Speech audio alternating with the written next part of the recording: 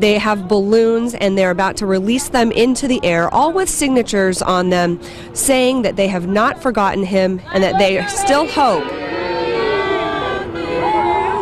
And they still hope that the person who killed him will be prosecuted.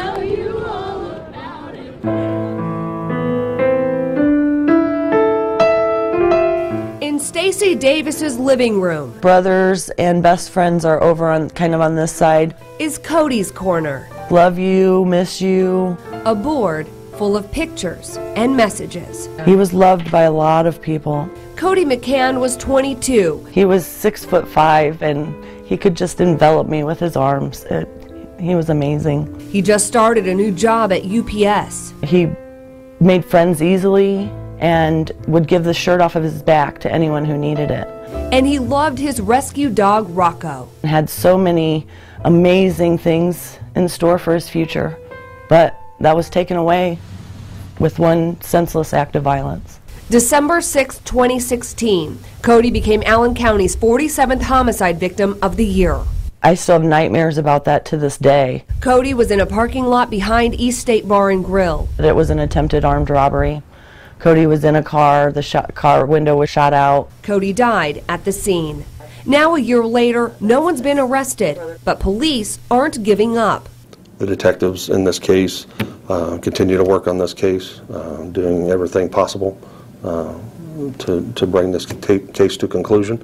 But it is tough. You see that when, especially around the anniversary times, it is extremely hard on the family. And I can tell you it weighs on the detectives as well. The perpetrator knows who he is, and he's out there. You know what you did, you know who you are, and we know who you are. How frustrating is that to know who did it, and he is still walking on the streets of Fort Wayne? Very frustrating. Very. It tells me that we're not safe. I mean, there are numerous murders that are unsolved, and these murderers are walking the streets. Homicide stats from the Fort Wayne Police Department for the last 3 years show solve rates below half every year. 36% in 2015, 44% in 2016, and 21% so far this year. To somebody who looks at the solve rates and says, that's a failing grade if that's in school. If that's a test in school, you failed the test. What's your answer to that? My answer is that we solve the cases with the evidence that we have, and when people come forward again to help us solve these cases, that's when we can clear them. So until we get even more cooperation, I don't see our clearance rates getting much higher. In most of our cases, we have a suspect or a person of interest. We just do not have the evidence to proceed with the case. Again, a lot of that involves people coming forward. Chief Reed says in a few homicide cases, the victim's parents wouldn't even give information to help find who killed their child. But he says the Thanksgiving Day robbery homicide case shows what can happen when the community comes forward. The level of cooperation, the level of tips that poured in allowed us to make an apprehension in less than 24 hours. But that's not every homicide case. I have seen over the past year the wheels of justice turn so slowly. And quite frankly, justice that's not swift is no deterrent. Shortly after Codi died, Davis finished a master's degree in public affairs. Through her grief, she says now she sees ways police and prosecutors could close more cases. But the lack of process is due to a lack of manpower, and it appears that the lack of manpower is because budgetary constraints have the police department handcuffed. Do you have a good budget? Do you need more money? We have a good budget. And like I said, the mayor and the council have been great about keeping us up to full staffing. If you asked any chief across the country, they're going to tell you they'd love to have more people. So I'm not going to say I wouldn't. But right now, we want to get to and maintain full staffing and see what we can do from that point on. So you don't feel like you are handcuffed because of manpower and budgetary constraints? No, ma'am.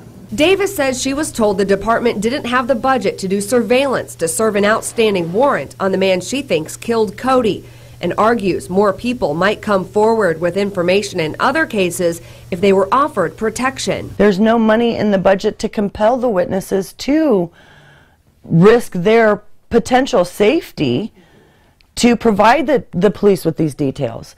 If they had the opportunity or the budget to protect some of these witnesses, I think that they would find that many more people would come forward. We can put measures in place to ensure that someone's safe if that scenario arises. Chief Steve Reed disputes both those points. So you disagree with the premise that you can't and don't do surveillance? We do have surveillance capabilities that can be used and have been used. I don't believe the process is broken or our community overall is a safe community. I've given up hope and then gotten new hope and given up hope and gotten new hope over the whole course of this whole year. I expect to go through that process several more times before we get to the end of this.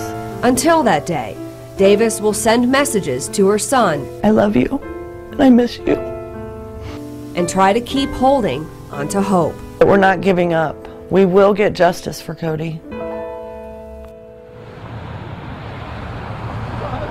This cross here at the scene where Codi McCann died just put up today, and his mom is not alone in her frustrations with unsolved homicide cases. The grandfather of a man killed in the East Central Tower apartments in September says he plans to be outside the courthouse tomorrow with a sign with pictures of other homicide victims. Their case is also unsolved.